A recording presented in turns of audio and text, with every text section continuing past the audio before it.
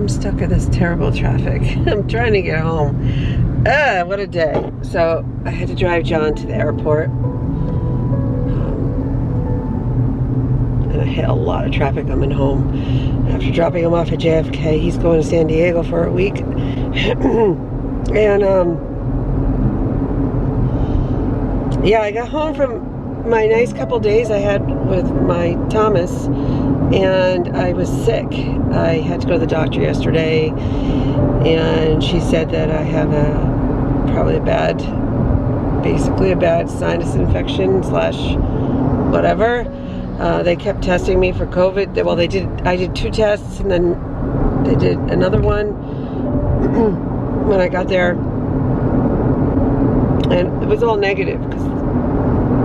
But the doctor was like, all your symptoms are exactly what COVID is presenting these days. And I'm like, well, that would make sense. I was just, you know, out in public a lot in Boston and on a boat with a lot of people, and I don't know, but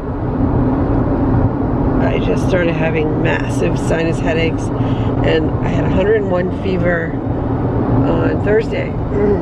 So today I'm not feeling well, but John had to get to the airport because, I don't know, he didn't make arrangements for parking in time, and he didn't have sometimes he gets like a rental car, so I don't have to drive. Anyway, nothing worked out, so it is what it is. I'm almost home.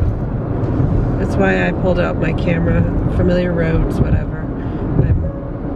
I'm just feeling like the same kind of icky feeling whenever I'm alone for a long period of time. It's like, okay, I'm alone again. It's always a little tricky. And I was thinking about my grief, and I'm not going to get into it now. I got lots of thoughts, but anyways, that's what's happening right now. I'm just trying to get home so I can proceed with recovering. So, hi everybody. So I'm just hanging out. It's really hot out. I had kind of an interesting couple of days. Went to Boston, did that, came home, and I was very sick. See, I came home sick on Thursday evening, and then Friday I had to help John because we had a call from assisted living, and my mother-in-law, who has Alzheimer's, they had to take her bed apart and put her in a hospital bed because she's getting really frail. So the beautiful bed we bought her like a year ago, it's only been a year, they had to take it down and put her in a hospital bed. So we had to actually rent a van because we don't have our van anymore, and John's dad's pickup truck has been in the shop. It's got a lot of problems and they're still working on it. So we had to rent a U-Haul for the day, which isn't that expensive. It's like $19.99 plus miles, and it's nearby, so it wasn't that much of an expense, but it was just a lot of work. And then on Saturday, John left to go to San Diego for work, so I had to drive him to JFK because he thought he had a car, but it didn't work out, and then he couldn't get airport parking in time, so I had to drive, and that was about 4.5 hours in the car. My best friend's father just recently passed away. It's a very sad thing, and she's my friend Karen, who has been like always there for me, and we were roommates in college, and we've just always been very, very close friends. So I wanted to help her with her photos since I'm pretty good at it, and put together a slideshow, help her with whatever she was going to do with photos for her father's funeral, which is on Thursday of this week. And I did a good meditation this morning because, of course, doing funeral pictures was very, very triggering for me.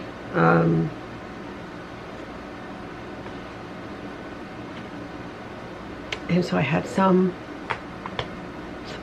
of a hard time with that. But she really needed my help, so I wanted to be there for her. So I'm just processing that.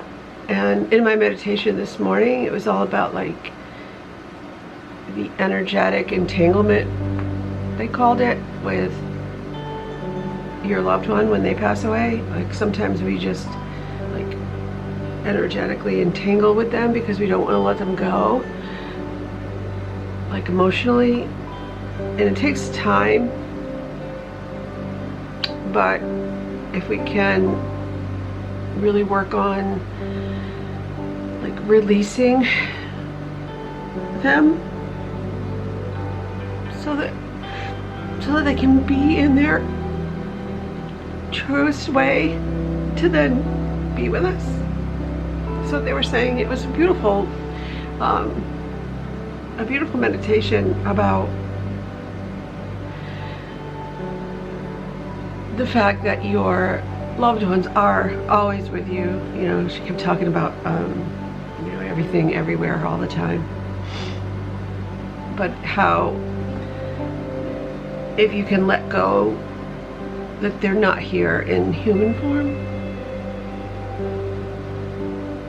then they are like released to be fully in the new form that they are, and you're still with them. It's not like you're saying go away forever and, you know, like be gone, but it allows more love to kind of transfer back and forth, and you know, if you're not all caught up and stuck in the grief, I guess. Something that I'm working on. It's not easy because I still miss him every single day, and it's just so hard. I don't hope, but I'm anyway, the world felt a little bit too volatile for me right now with the news, and I shut everything off because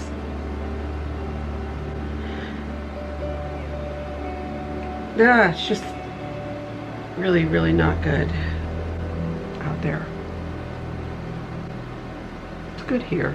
I feel good. And honestly, we can only control what we can control here. You, me, you know, whatever. And I mean, I have friends who have family members who are literally like screaming and attacking them over politics. It's like, what? Your family members, like this love and connection we have should be the first thing above all else. Anyway, so that's what I'm doing. I am trying not to think about stuff like that, and I'm trying to stay in my own little element here. It is hot as F outside. So I'm gonna do some work on my friend's photo slideshow and just kind of be Julie for a while. Spend time with my dogs and just try to be creative and stay in like that happy space. Like honestly, I feel more peaceful when I'm crying and grieving Daniel than I do when I turn the news on. Like I couldn't even turn the news on the other day. I was like, I know, big deal, but like it's not worth it. You gotta just focus on what's in your own world and what you can control and who you love and why. Just don't pass judgment. Just be kind. I don't know. I know it's hard sometimes. Nobody's perfect. We're definitely not perfect because we were created to be imperfect. But we're just like living life.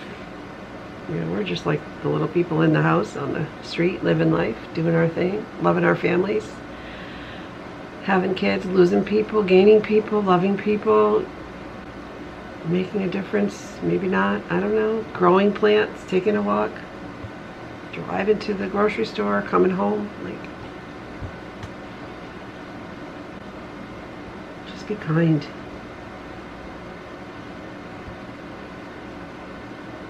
That's what feels right to me anyway when I say that. Like, can we just please be kind? So, I'm just sitting here thinking, as I'm working on my friend's pictures, that I've done a lot with photos. Like, that's too bright. Oh God, too bright. All these years. These are some beautiful people, my friend's family. So I'm sitting here editing these photos, just trying to, we had to scan them. Sometimes it's really hard with older photos if you don't have the best lighting and technology, but for funeral slideshows, it doesn't have to be like crystal clear perfect, but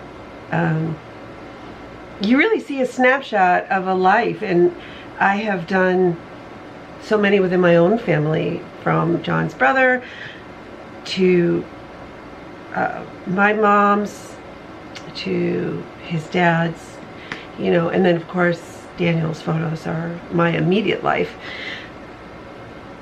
But it's the first time I've ever created a photo product for a friend, and it kind of feels cool. Like I feel honored to be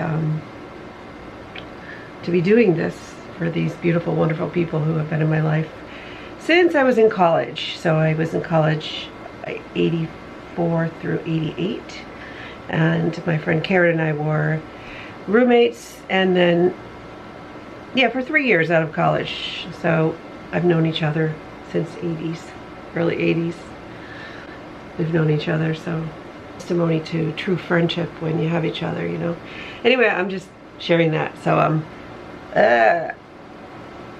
probably overthinking like I always do.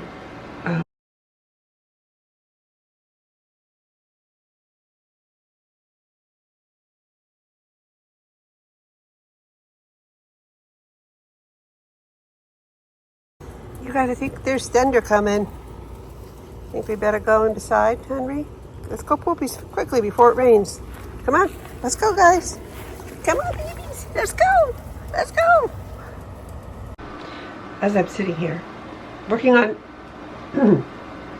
photos, I am super editing, and I am on 89 of 98, so I'm almost done. I've been like really trying to fine tune them, because yeah, almost done. So anyway, it is dark outside, and I just looked at my weather channel, and guess what? It's 4 o'clock now, and we have a severe thunderstorm warning now until 4:30 on Monday. Shelter in place per instruction. Severe storm. 60-mile-an-hour winds, hazards, moving. Yada yada yada yada. We knew it will be near here, I guess, around 4:30, 4:20 in a few minutes. So I think I'm gonna stretch now and walk around and go downstairs. I need to eat something. I'm just gonna have some nice dinner, I think. I have not been myself physically, health-wise, from this bug. Ah, you guys, like, you feel like, okay, Mr. Frank and family, I'm gonna give you a little rest here, and I will be back. Make sure I save it in case there's any issues with power. I like my life. I have a good life. I have many blessings. Many, many blessings, friends. And you are one of those many blessings. And I'm just saying that because I love you. Oh, so humid out here. So just in case, I'm going to batten down the hatches and pull things in the middle like I usually do when it's going to rain. But I'm going to put this umbrella down, my little table. Well, it's too bad. I hope it doesn't rain. I was going to sit out here and do some writing tonight. I got a Wonka Wonka. Look at this guy. Holy moly, guys. When did that happen? Like overnight? I haven't been out here in 2 days. Look at this one. And look at that one. Look at my lettuce. Let's pick this lettuce. This is romaine. I gotta pick it. It's ready to go. Basil is going to seed. Gotta pick it. Oh, Mr. Little Bug. Bless your heart. Ladybug. Bug. Whatever you are. What are you? A bug that is eating my cucumber leaf. So we got another one on the other side? Look at that one. Oh, look at that one. Oh, Julie's gonna eat cucumbers. Cucumbers for dinner. Okay, I'm gonna pick this one because I can't help it.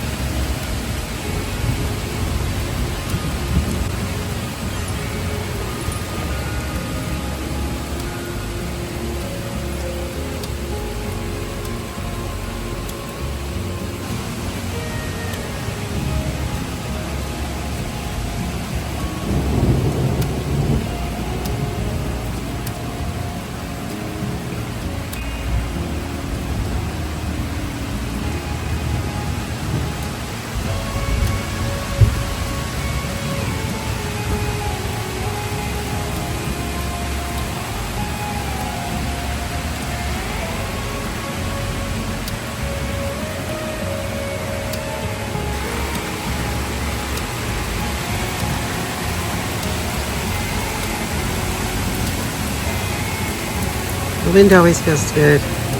Feels cool.